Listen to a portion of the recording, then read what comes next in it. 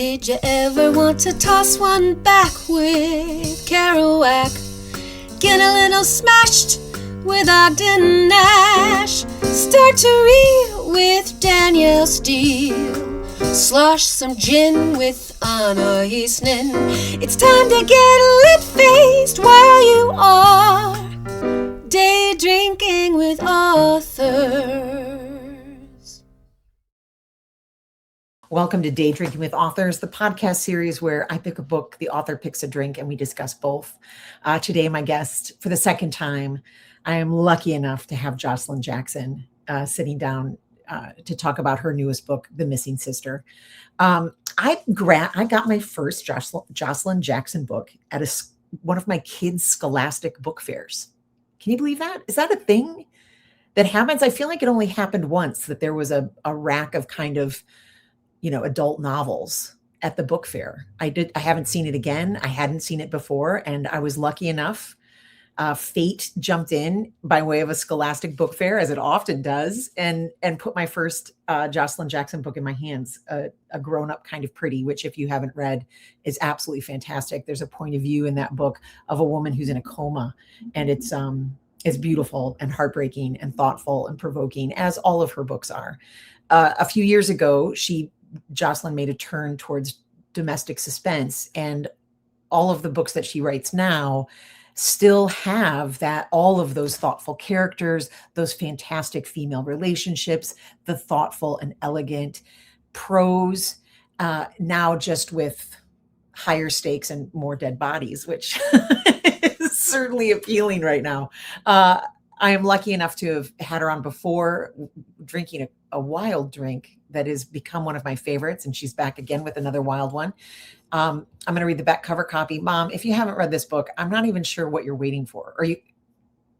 Everybody, go read this book. Revenge, It's All Relative. Born 3 minutes apart, Penny and Nix Albright grew up doing everything together, close as only twins can be. But when Nix dies in a tragic accident soon after college, she leaves behind a cryptic voicemail that has Penny guilt-ridden and desperate for justice. 5 years later, Penny has found new purpose as a rookie cop. She's working to fulfill Nix's dream of making the world a safer place, but following that dream becomes a nightmare when she's called to her first murder scene. When she sees the victim, she knows him instantly. It's Danny Bowery, one of 3 men she's long blamed for Nix's death, splayed in a pool of blood outside a posh Atlanta shopping center, almost as if she'd wished it so. Stunned, Penny steps away to catch her breath and discovers a blonde in blood-drenched clothes gripping a box cutter. Before Penny can arrest her, the woman reveals that Bowery's murder is part of a larger story that is far from over, a story about sisters. And with that, the killer disappears. Now Penny will stop at nothing to pursue this dangerous woman and learn why she's avenging Nix's death. The deeper she dives into the mystery, the less clear it becomes who is hunting whom in this captivating page-turner of hidden motives and deadly consequences.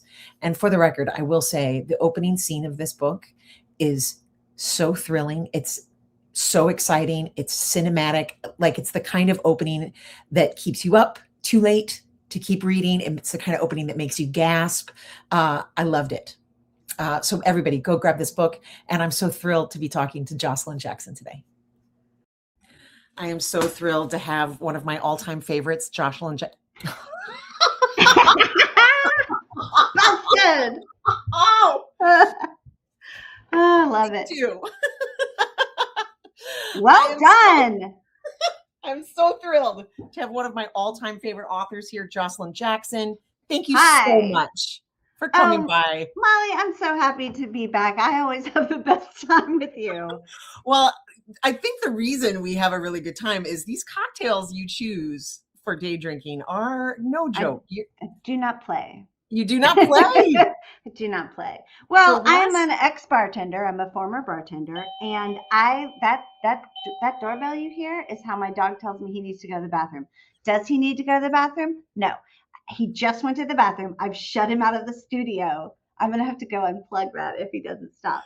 But yeah, You've trained a dog to hit a doorbell yes, when he has to go to the bathroom? She has to go to the bathroom? yeah, he's bell trained.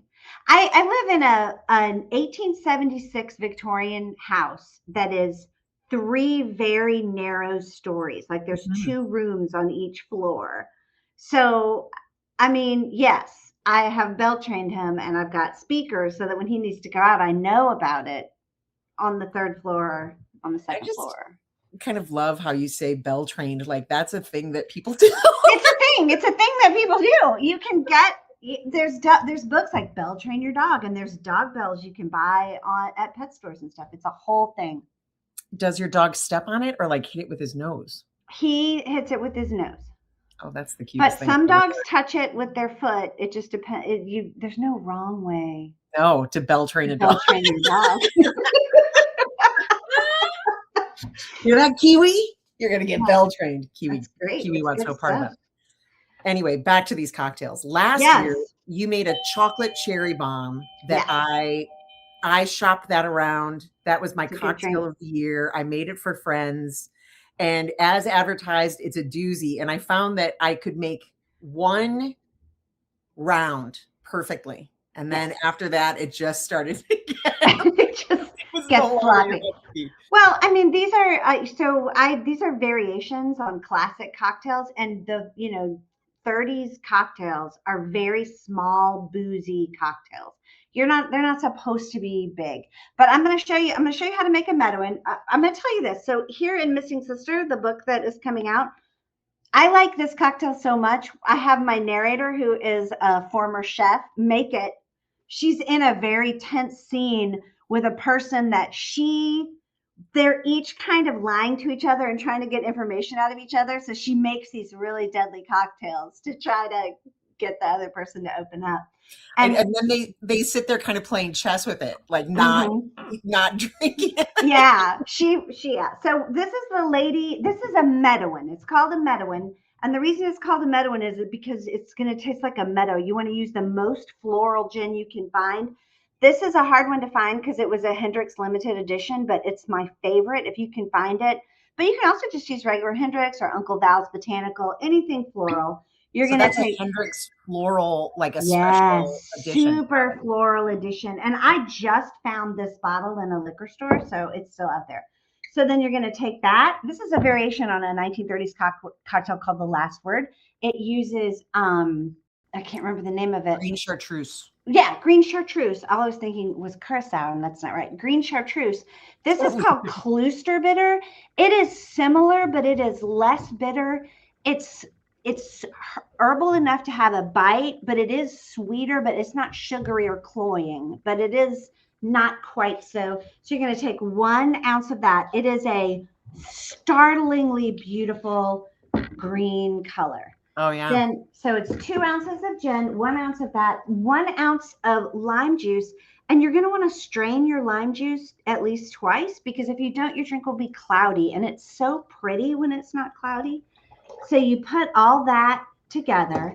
And I am making, I didn't do it, but I'm making enough for 2 because I'm going to show you a variation real quick. Oh my gosh. I know. This is really special. I'm sorry. This is my favorite thing. You should never ask me to make a cocktail unless you want me to actually. No, I love it.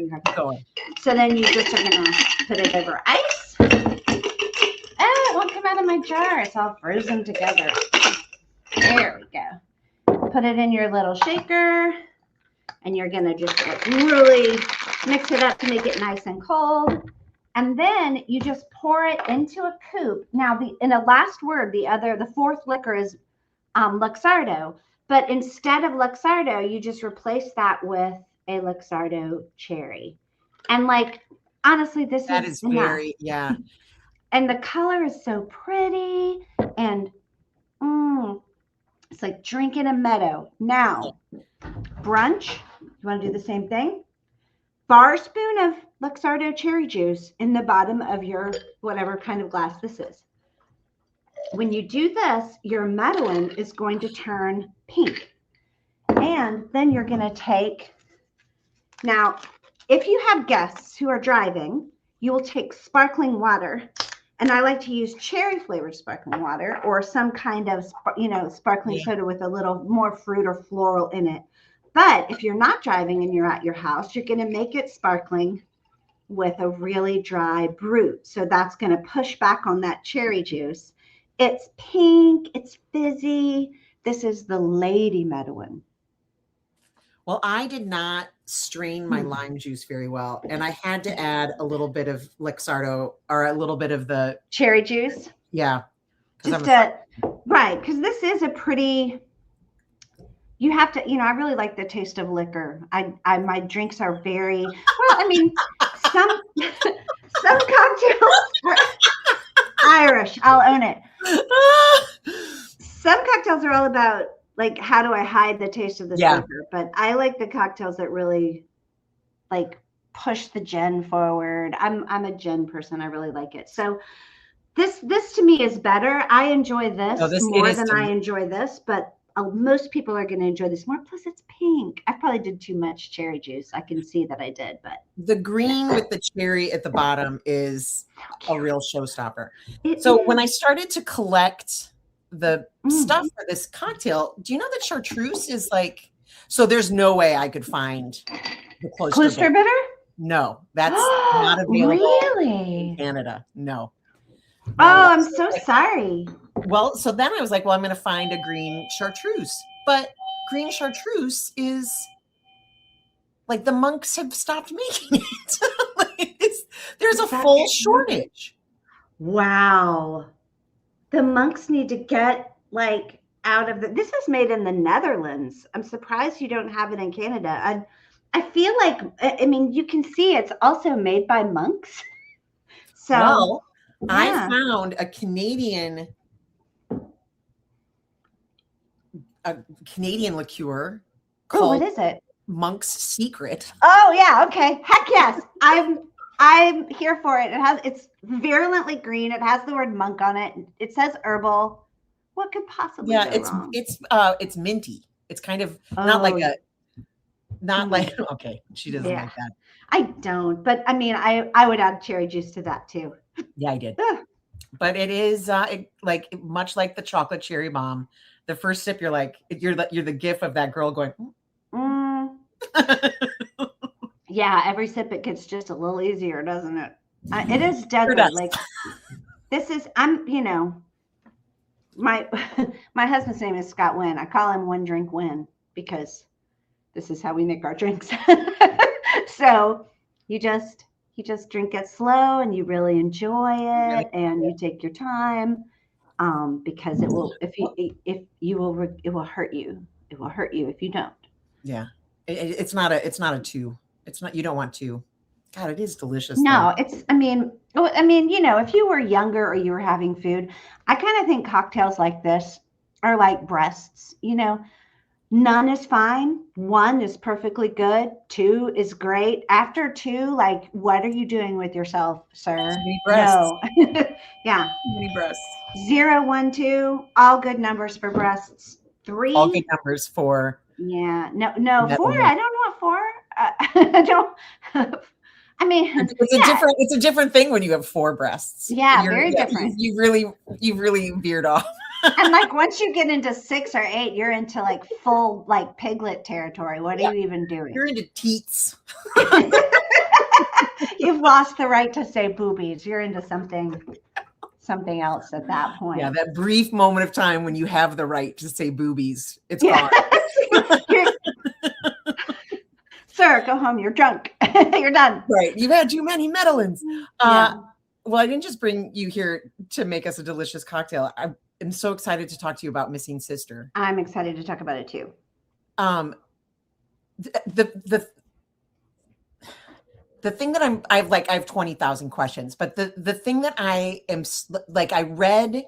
So do you want me to just like say what it's about for people before we get into it? So that I've read the back cover copy. So people have, but you tell, yes. Oh, okay. No, No, I didn't know that you had done that. I do. Yeah, let's just go. That's great. Your back cover copy. How fantastic. All right, sorry, then let's just go. So the thing that like, I was reading it on a plane and I had that moment after the first big scene where you just like press the book to your chest and kind of like laugh. Because the first scene of this book is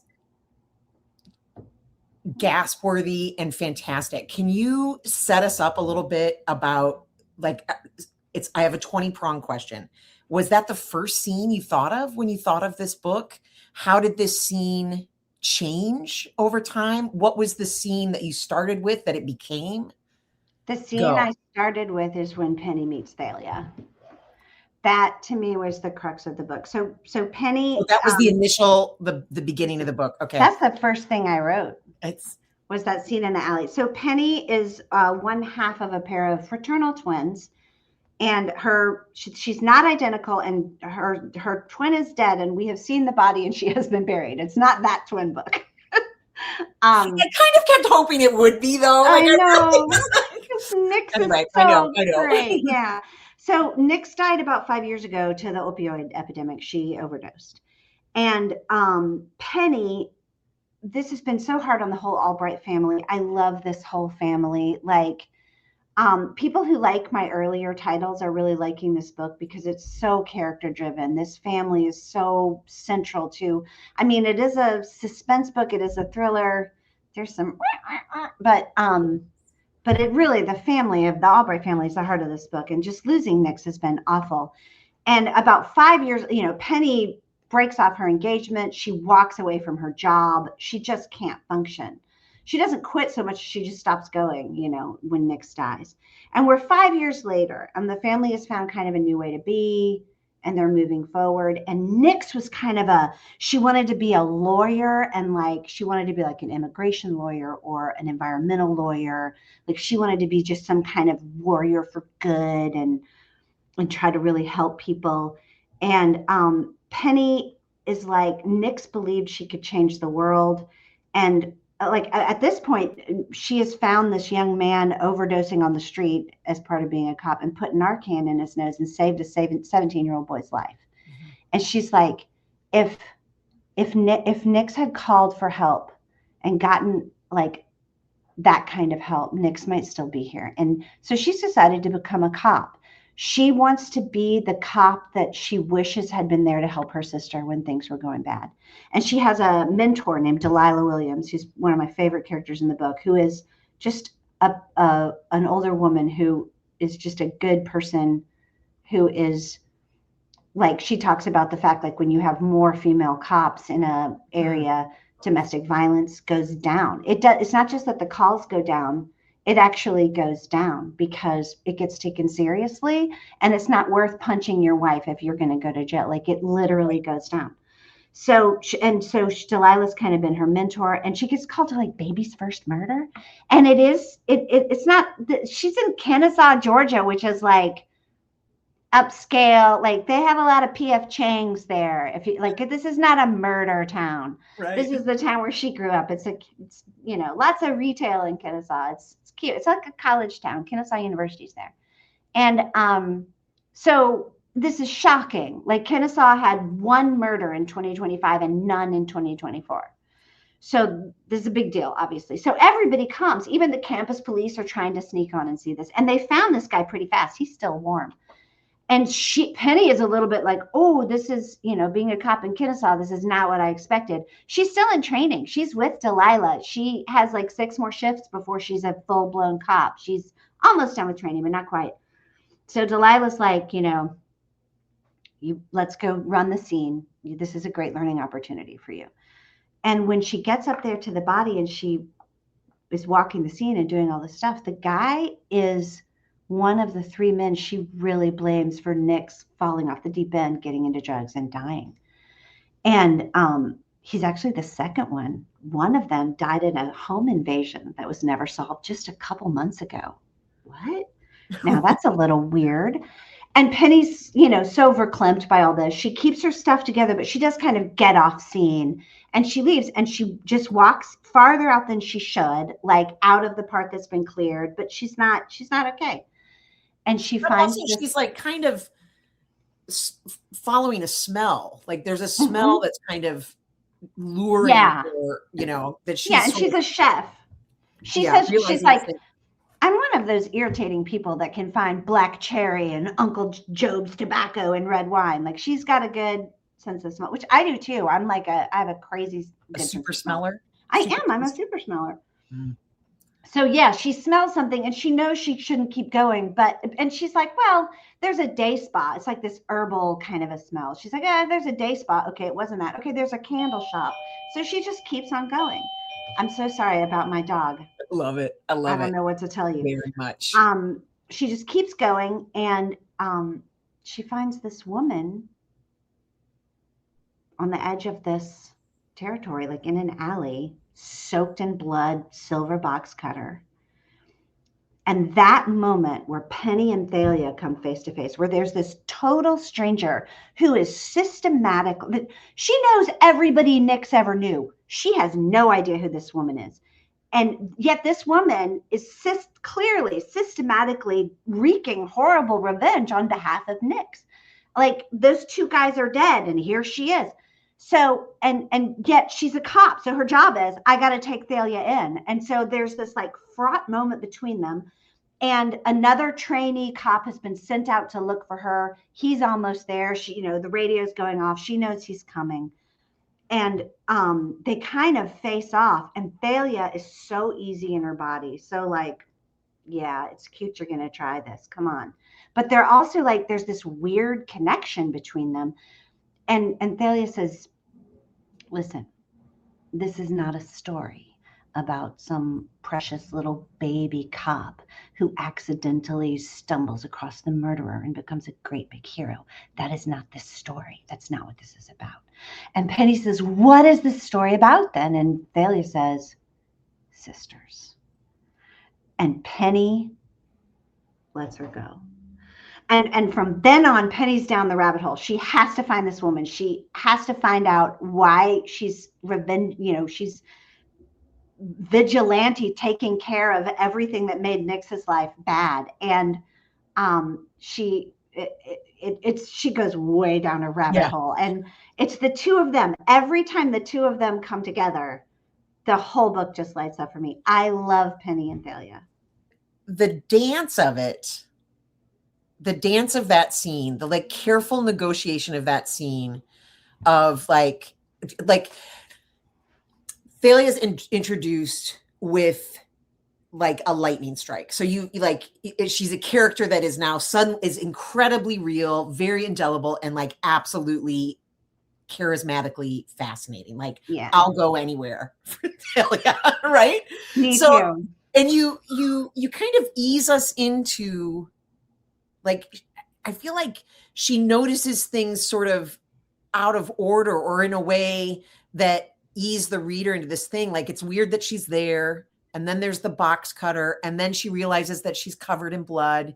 And and Thalia's broken out the lights. So she's looking down into an alley that is just starlight. So she thinks like what she thinks of is little freckles, is little specks of blood, and what she thinks is a polka dot shirt is blood spatter, because Thalia has cut his, I don't know how to say this word, femoral is what I really want to say. Please forgive me. I'm one of those people who grew up in the I feel like it's femoral, but I grew up in the rural South, and I've read a lot of words that I don't hear out loud. So I'm one of the you can't, when you've read it more times than you've ever said it, you can't, you're never sure. Mm-hmm. I mean, when I see the word hors d'oeuvres, it's still hors divorced. Yeah, hors divorce is a great word. Also, like the way I used to say dichotomy, I'm not even going to tell you. It just sounds really dirty. Yeah, for sure. So Thalia is, and her pants are not black. She's cut that artery, and they were fighting. So she's drenched in him. Like, he bled out so fast. And they meet, and she's sitting there smoking her vape. Like, yeah, she's vaping. I mean, she's pretty shook. Things didn't go. She did not plan to kill a man in a mall parking lot and have kids coming to make out, at 1 a.m, find him. Like, things have not gone the way that she would have liked. Her other murder went so much more smoothly, but things happen. How? I mean, like, one of the things that I, as a like diehard romance reader, yeah, their chemistry is very sexual. It's not Yeah. really, but like you It is though. It is. They yes. are electric together. It Yeah. is. There's no word. It's a bromance, but they're girls. So I Yeah. don't know what that is. Like this is a bro. I mean, Penny has a love interest. Michael, I really love their storyline and everything. But and Thalia has interests of her own. We'll just Of say course. that. I mean, you never know. But so I get my question is but how, it is a, like, what do you call that? What we need a word like bromance for when it's women. Like this is a buddy movie. yeah. And women don't get that. Like whenever that, like, I don't know. I think it's a male gaze thing, and I hope that's right. not true. But like, Rizzoli and Isles, Xena and Gabrielle, like all, but there is that. I hope not, because I don't have a male gaze, and I love their chemistry together. Yeah, they absolutely. make me happy. So how I can appreciate that scene is the scene that started it all, but it could not have come out the way that it is on the page. Like that is the most like one step up, two steps back, intricate dance. Like, did it take a long time to write? Did it come out that way? Was it edited? Right. Oh yes, it was edited a lot. Like I wrote that scene. When I have that scene right, I was ready to write the whole book. Because to me, that relationship is the whole book. The Penny and Thalia. Thalia is so cagey. She's so isolated. She's you can take her anywhere. Like as a writer, what a gift. Yeah. She's so dangerous. And like, I think it's very and broken and such a predator. And I think that she's so shocked at how much she likes Penny. She likes Penny.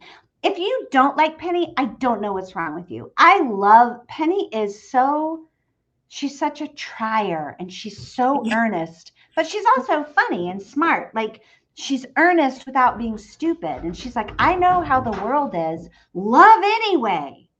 And I really feel like one of the things that you nailed that would be a hard thing to nail in a lesser writer's hands is the idea that she's gone to be a cop in part because of her sister, in entirely because of her sister. This is not a job that she suits, as is immediately like indicated when she lets the killer go. But when did you always know she was going to be a cop?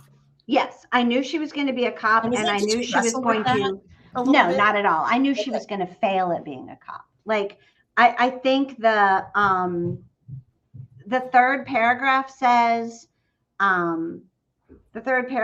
she says, the real cops, I mean, because that was the night I learned I had no business being one. Like I knew she would be a cop, and I knew she would fail at it. And I went to Kennesaw and took the citizens police course with the Kennesaw police and did they didn't give me a real gun, but you do all the shooting exercises and you do all the stuff. You go to the morgue, you go to I did the whole thing to try and see that. And like, there was an officer there. I don't know how to pronounce her last name because she got married and it's a new last name. So I've only seen it written down, but her name is Erin Ainge or Angie or Angie. She's young. She is a little bit cynical, a little bit of an idealist. She's obsessed with fairness. She wants the world to be fair. I'm like, why did you become a cop, Erin? She's like, because the world is not fair. And I've never been able to stomach unfairness my whole life. And like I look at Delilah Williams too, who's saying like, we need more women in this because women balance things out. And when you have those different energies that, I was reading some study where mixed gender teams, diverse teams have a better solve rate and a lower rate of misuse of power. Oh. And so like, I think it's a really hard time right now to be a person who's in some kind of an authoritarian job. I think people, a lot of people look at you in ways that are hard-eyed, but I do think there are really good people trying to do these jobs in ways that are good. Yeah. And we need that. Like we need that. We need good. It's a really hard job, and I don't want to do it. No, and I don't want there to not be it. Right. You know? We've got to have it, but yeah. It needs to be tempered with people who are, I mean, people like Erin, who she's just a really, I don't know. I met some really like who are, and you know, also too, I think there's a difference being a cop in, like, I looked at where I used to live in Decatur, and you look at in Decatur, Georgia. We moved to upstate New York very recently, but it's time for the polar vortex. yeah, it's really cold. I lived in Decatur for many years, and like you look at our police recruitment video, it's like, do you want to be part of a community? Do you want to, like, it's like a different kind of a thing. And we had a very diverse, the cops in Decatur were a very diverse bunch, not just in terms of gender, but also in terms of like just all the demographics, race as well. They were Black and white and Hispanic and men and women. And their recruitment video was not this boots on the ground, we've got guns. Oh, this is not my penis, but I wish it was. Like that. Nobody needs that. It was like, yeah, they're not recruiting the right types. Right. The Decatur police recruitment video is what you like want the police to be aspiring to and doing.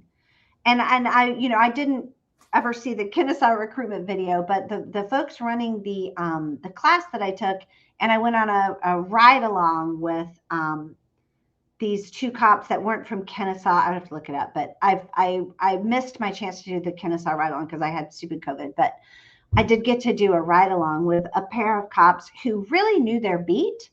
They knew everybody. They knew everybody who lived there. And, you know, I wasn't any, you know, I'm writing about suburban cops in a nice little town.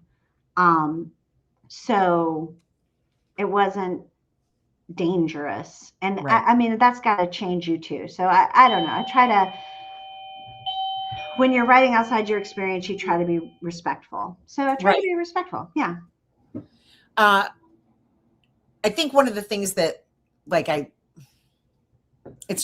is that level of research, and it's also a bit of a heroine and a point of view in your characters that I feel like we haven't seen before. Oh, thank you. Thank you. That, I mean, I do try. That's the job, Molly. Yeah. That's my ambition, right? I mean, if I was writing like Southern fiction and sort of like book club fiction for 8 books, and now I've done 4 books of suspense. And my goal has never changed. My literary idol has always been Dickens, right? I want to do a lot of humor. I want to have cliffhangers. I want it to be tense and exciting. And I want it to be lighting up the social issues of the day in the most empathetic human way that I can. So, I mean, that's lofty, right? Listen, if you're going to set a bar somewhere. Right. That's what I'm saying. Like, do I think I'm Dickens? No, obviously not. that human being could just write a chapter and then just like expect that by the next week he would have another perfect chapter to put in the newspaper. Like, that's crazy pants. He was a genius. But yeah, I mean, you know, when you look up to, if you're going to try to learn the piano, you're going to be like, oh, my hero's Mozart, not my hero's Jimbo. Right. So yeah, Dickens is sort of my hero and my literary. So yeah, that's what I'm trying to do. So if I succeeded in some way for you, great. That makes me so happy because I love my job. It is. I feel like you are an author that is very, very hard to sort of categorize. Like, if you're going to put you, if you're going to put you on the shelf, like, who am I putting you next to? And the shift that you've made from that book club women's fiction towards suspense, I mean, obviously more murder, but your other books had murder too. I've always killed people. Yeah, I mean, really, honestly. So can you talk a little bit about? There's not much difference, honestly, between my earlier books and my later books. I can be a little darker in these books, and I've been kind of mad. Yeah, I mean, I wanted a higher body count, kind of mad. A little bit, tiny bit. Female Rage, the musical. I'm all in on, the tortured poet department. Right. Yeah. Box cutters. Heck yeah. I want a box cutter sometimes. So that was part of it. And the other is just like, I think that, okay, I'm just going to go unplug that. Do what you need to do, lady. I'm just going to unplug what you need the to sound. Do. He's just mad. This. Okay, let me just unplug it. Yeah. Okay, he's down there pressing it, but now it won't go off in this room. I've pulled the speaker out of this room. He abuses his toilet bell. I mean, he just went to the toilet. He's like, "You have locked me out of the office. You have locked me out of the office." Okay. So I've always had, I think I have one book that doesn't have a murder mystery or a thriller at the heart of it. And that book has arson at the heart of it. So, and thievery. So, I've always written about violence and the aftermath of violence. I've always written about violence against women and the aftermath of violence against women. The only difference between my first 8 books and my last 4 books is pacing. Okay. It's just a different engine. It's more immediate. I try to build and sneak my thematic stuff in later. Like in book club fiction, you have more room. People will go with you longer. I still, even in my suspense books that I think, I start you off with a dead guy. People are still like, yeah, her books are a little slow to start. I mean, that's coming out of my. I mean, I saw a review that was like, yeah, it was slow to start. I was like, we weren't reading the same book, you fool. Well, I mean, but if you read other books in my genre, I am slower. No, I do, but I don't think that's bad. That's how I am. And if you, I'm not saying this as a criticism of myself. Like, I am more immediate in these books than the first 8, but also like, I want you to know this person before we go down into hell with them. And the trend is put somebody in hell, and then as we crawl out, we'll let you know. But I write what I like to read. Right. So I feel like you're building both the internal and external stakes. Well, thank you. I try, but I mean, there are people who, if you want that pure adrenaline immediacy, there are people who are just better at it than I am. Like, I have my own gifts and things I'm really good at. And if you like what I bring to the table, please sit down, eat. But if you want something more, like, there are other people who do it differently, and they're not doing it wrong, and I'm not doing it wrong. It's a big table. Yeah. And it's a categorization failure, or you know what I mean? But like putting a cover on your books. So hard. Yeah. Like, what are those conversations like? Like, how many iterations? This is a beautiful cover, and I feel like the color scheme gives you everything you need to know about the thriller, but the tree like gives you everything you need to know about family. Like, it really nails it. I think so too. I love it. Let's just take a moment, shall we? A second. I mean, it's Look beauty. at that. Yeah. So good. There she is. To me, in my head, this is Nyx. This is the dead twin who's buried under the willow tree and who's at the center of everything that drives Penny. She's buried down by the river up north of Savannah underneath this big tree. And this is Nyx all alone, watching and waiting. It just breaks my heart. That's Nyx to me. So did the publisher's cover designer, was that the right out of the gate? Was it 20,000? Yeah, I know it's so. No, it was not. It was not 20,000, and it was not right out of the gate. They sent us one thing, and I love my editor. My editor is a very politic person. Like, I've never heard her trash talk anyone ever. She's just gracious and lovely. But she was like, I'm going to send you their first run at the cover, but we can talk.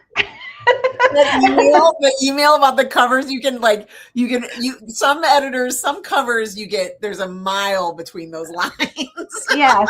Yeah. I mean, and I looked at them and I was just like, Emily, I don't think this is quite it. And she was like, yes, not quite it. That's exactly what I would say. And then the second we talked through it with Emily and with marketing and everything, and this was their second take, and I was in love with it just immediately. I love the branches intertwining with the letters, and the colors are so good. I think it's beautiful. Yeah. My favorite covers were done by the same artist, Sig Harvey, who just gets my work, I think. And I think it's because I get her work. She's an art photographer, CIG Harvey, Harvey. I love going to her website. Her understanding of the female body, her understanding of color, the themes that she takes on, and her blackness and her humor are both just so delicious to me. She did Backseat Saints. She did the Almost Sisters. She did a Grown Up Kind of Pretty was my first Sig Harvey cover, and it was not a shoot. She does commercial photography, so she did a shoot for Backseat Saints and the Almost Sisters. But for a Grown Up Kind of Pretty, that was the picture I had on my screensaver, and every time I started to lose the tone of the novel, I would look at that art photography. Oh my gosh! Wow. Yeah. And I showed it to my editor at the time, and I was like, "This is the picture I keep looking at." And she was like, let's approach Sig Harvey. That's Sig Harvey. I knew she was an art photographer, but I didn't know she also did commercial stuff. She was like, that's Sig Harvey. She does a lot of book covers. Let's talk to her about this picture. So she approached Sig and she was like, could we license this for and Sig Harvey was like, that is a self-portrait and it's very meaningful to me. Let me read the book. And she read the book and she came back and she was like, yes. I know, chills, because that picture was what I was writing toward, and what she was saying in that picture is what I'm writing about in that book. So, and then, yeah, that's, something, and all of that comes from that, young writers out there who are just starting an editorial process and are sort of oh, I don't want to tell my editor or my agent this seems goofy. None of that happens. None of that happens unless you're like, oh, I love this picture. This is my absolute. I mean, that is weird that worked out. I didn't send it to my editor because I thought this could be the cover. I was I just got to show you this picture. She's so amazing. I love her work. And this is what, every time I'm in Mosey's voice, this is Mosey. So, but again, I mean, I just think it's part of the tricky sharing process. And it's what happens when you have an editor that have you had the same editor for all of your books? No, I have not. My acquiring editor was Karen Karmasrudi, and she was my editor until she left to be an agent. And she is now my agent. And so I've had Karen Karmasrudi in my life since God's in Alabama. And I've had Emily is my fourth editor, but she's my second long-term editor. When Karen left, I had one more book and I had a different editor who did a great job. I loved her. And then I went to Morrow, and Emily was a young editor, just up and coming, who was working with Carolyn Marino, who is a legendary editor. I was one of Carolyn Marino's last acquirings before she retired. And so I was working with Carolyn and Emily. And Emily is now head of fiction at William Morrow. She's kind of grown up and stepped into she's very gifted. So really, with one interim person, it was Karen Karmasrudi and then Carolyn Marino and Emily, and then Emily. So I've been very lucky, very lucky. Incredible. Back quickly to the book. One of the things that I really do like about your books and your stories is the choice that you make about how intergenerational everything is. Shadow, who is Penny's niece, and like she's a great character, but I feel like you like a Shadow. You like a young, spunky, breaking some rules, 15-year-old. There's always, I mean, if you look at my books going back, I always have children in there. And there are ages that are intrinsically interesting to me.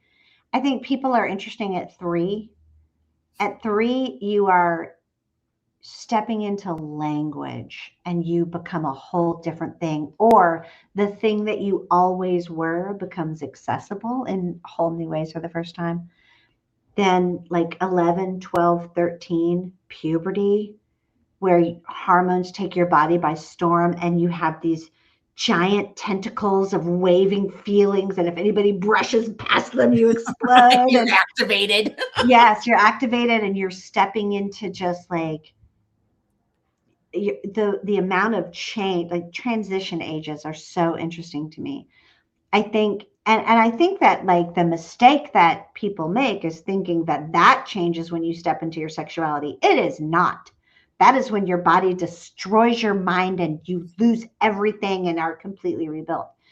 When you start really stepping into your sexuality is 16, 17, 18, 19, 20. You don't really know when that's going to hit. And I love that Shadow is right before that. Shadow is not there yet. She's weathered the 12 and 13, but she's not to the point where she has any real understanding of that. And she felt so much like a girl trapped by, not trapped, but held in like, the dynamics of her family. Yeah. The incredible, yeah. Okay. Let's just for those just joining us at home, I'm going to tell you a little bit about Shadow. So Penny's family, the Albright family, is the mom and dad. He's a commercial plumber.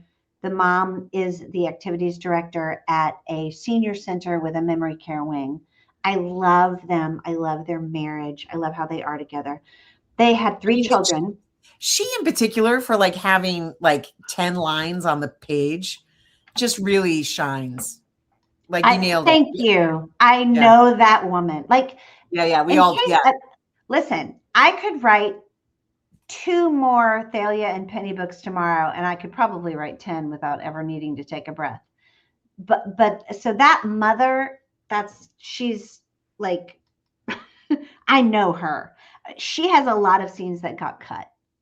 Like when you see a character that is that wholly realized who has 10 lines, it's because I've written her 20 scenes. But you can't fit everything into one. This, I don't know that I will ever write a series or that this will become a series, but it could be. If it's not a series, I know it'd be sad. I'm going to be a little upset. Well, I mean, that's not up to me. It's up to book sales. I know. Enough people buy this book and ask for it. I've always said I'll never write a sequel because I always kind of felt like, if you get through a Joshilyn Jackson book and nobody has beaten your head in with a tequila bottle and you have come to some sort of breath of rest and peace, you deserve to not be put back in another Joshilyn Jackson novel. But I couldn't get all of Penny and Thalia. Like Thalia's brother, that's a big thing. She has a brother. He's in the city. Yeah. And so I mean, there's so much stuff I want to do, but anyway, we're talking about Shadow. Shadow. Let me just say, I've had less than half of this and I just went right off topic. Dangerous cocktail. All right. This is very dirty. Can I say a dirty word? Mm-hmm. Really dirty. It's a real bad one. Okay, here we go. It's not that bad. Is it cunt? No, but it's a synonym. Actually, I don't mind cunt. I think that's a fine word. I don't like this word that I'm going to say is why. This word is not, cunt's fine. I don't like this word. The Albrights had 3 children, Garrett, Penelope, and Nicolette. They have kind of romantic names for their children. I think those are the names, how people's children have names that kind of go together. Garrett, Penelope, Nicolette. So it's Garrett, Penny, and Nix.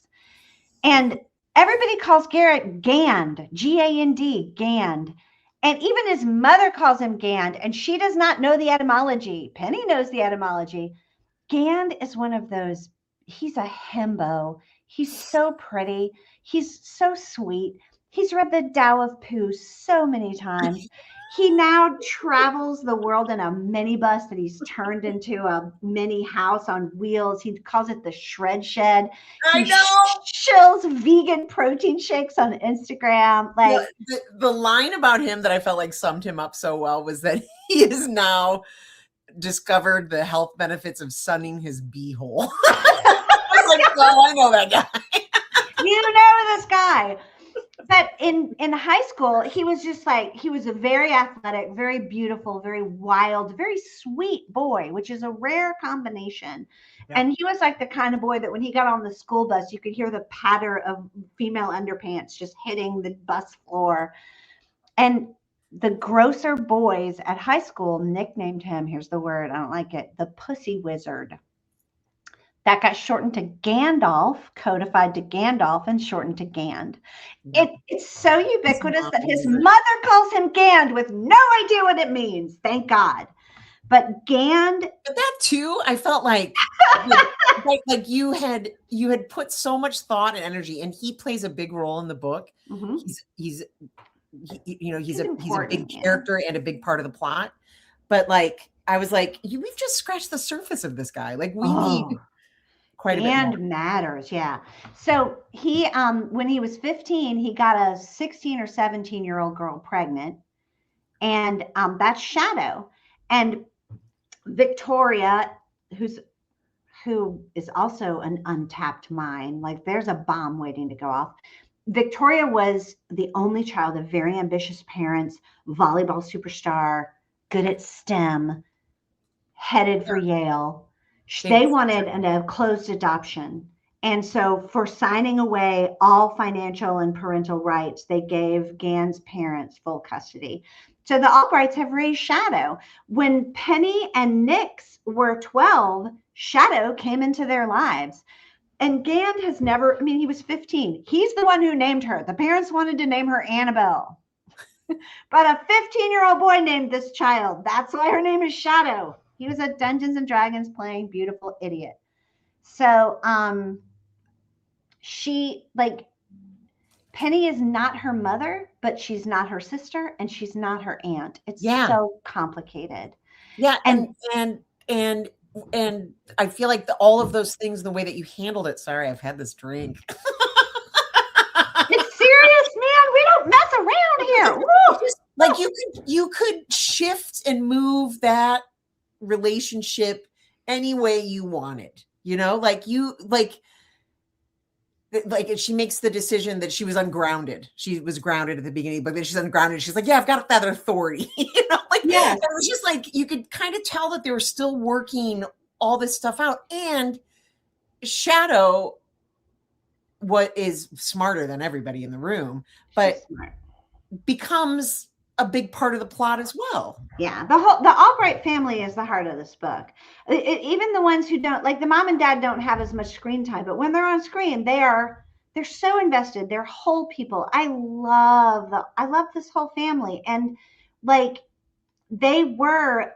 What I really understand about this family is the shape they were before Nix died, and with Nix removed, it's like a solar system that a planet has left.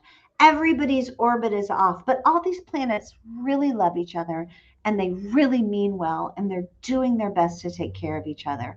I love them so much as a unit. And they've all made and make mistakes. They all have their flaws, and their prejudices and their soft spots. And I love the way this family makes room for each other. You know, I was very blessed in the kind of family that I was dealt. I had the best parents in the whole world. And in the thing that I learned from my parents more than anything else is, you do not love the child you want. You love the child you get. Yeah. The child you want is the most dangerous thing in the world, because it keeps you from seeing the child you have, and it keeps you from loving the child you have.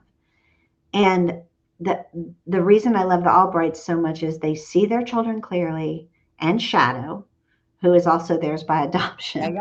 Yeah. And they love the children that they have, and they are embodying that. I think that's really hard. I think like so much evil in the world would be fixed immediately if people would love the child that they had instead of the child they imagined, the extension of themselves they wanted. And I think that's why I love this family so much, is because it's hard. That is not it. I mean, that sounds so easy. And of course you're going to love the child you have, but there's so much lizard brain stuff tied up in it. There's all the damage that the world has done to you before. And no, even good parents. You've written about a lot of bad parents. Even good parents, you cannot get through this world without breaking your children to some extent, because you come to it so broken. I've always said that, like but love, I really believe love fills the cracks. Like if you love the child you have, even though you're going to mess up and you're going to hurt them and the world is going to hurt them and you're going to respond to that imperfectly because we're all human and we all have our stuff. If you love them, that those cracks are going to fill. And that's why I love this family, because they love each other that way. All of them. They're all in. It really does occur to me, as a person who reads a lot of books, I think the thing that really appeals to me about your books in particular is that how I can feel, the reader can feel how much you love your characters. I do love them. And that is like that seems so simple, but I've had 2 of these drinks. I told you not to have 2. No, but I do think that's the thing that, like, when you look back at a book, at movie, at television, whatever it is, piece of art that speaks to you, I do think on the other side of that thing that's speaking to you is an author who loved that thing. And is this is what I think will save us in the end from AI. It's that authenticity and it's that love. Like, I'm trying so hard to make you see these people the way I see them. I go over the words so many times, and there might be continuity errors or I might misspell whatever. Like, thank God for copy editors, because those details I'm not really great about I before E except after C. I don't really care about that. What a weird rule. Yeah. And it never, it's also BS, because neighbor way, I mean, come on. But English is borked. And I might forget, like, I love Oscar Wilde. The Portrait of Dorian Gray. There's this scene in the garden where they're talking, and this guy is juggling a cigarette, a lighter, his snuff box, a cocktail, a walking cane, and an umbrella. Okay. Dude. No, he's not. There's no table. There's nothing. He's in a garden with 26 hands. Because Oscar Wilde doesn't care about that. He cares about this, how elegant this person is and insouciant and beautiful. So, like, and you try to get those little details right. But for me, the details that really matter is, can I make you see this person the way I see them? Can I make you care about this person the way I care about this person? I love this person, and here's why. And this person isn't perfect. Here's all, I see this person clearly. Look, this person has terrible flaws, as do you, as do I, but they're still worth loving. Here's why. Like, I'm making this case. And I mean, that's what I want out of a book. Like, when I look at the writers I really like to read, that's what they're doing too. Yeah. And genre doesn't matter. Like, I'm a person who's interested.